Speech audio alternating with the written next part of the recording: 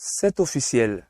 19 septembre 2022, c'est la date retenue pour la rentrée académique 2022-2023 sur toute l'étendue du territoire national.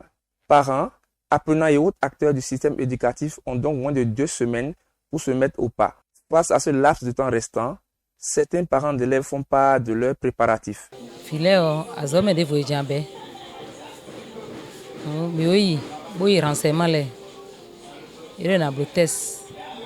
Date 5 benayi. On est bleu. Test na bleu voiture mina tunde mina se kube wezile ko bona do uniform ko bona do funtu esuka ikwele bia ipe. Tu vois vilena be mina son premier tranche wo vilena be. Le cas tunde mina bon.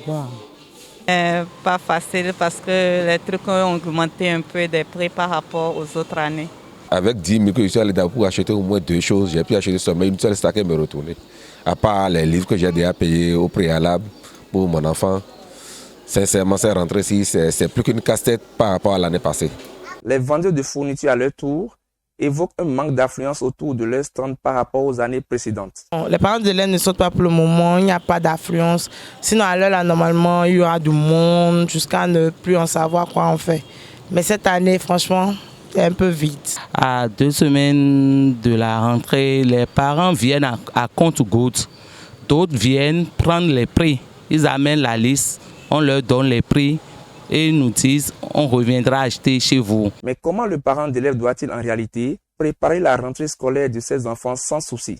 Kaliso Wede, sociologue à l'université d'Abomey-Calavi, explique. Quand vous allez courir à la veille d'une rentrée, comme ça, passer dans les lieux, vous n'allez pas acheter des choses de bonne qualité. Et deuxièmement, vous n'allez pas pouvoir peut-être remplir votre liste, pour ne pas dire épuiser votre liste. Et ça, la liste là, vous devez faire ça avec votre enfant. Et vous anticipez pour établir la présente liste là avec votre enfant. C'est vous quand même de parcourir les librairies.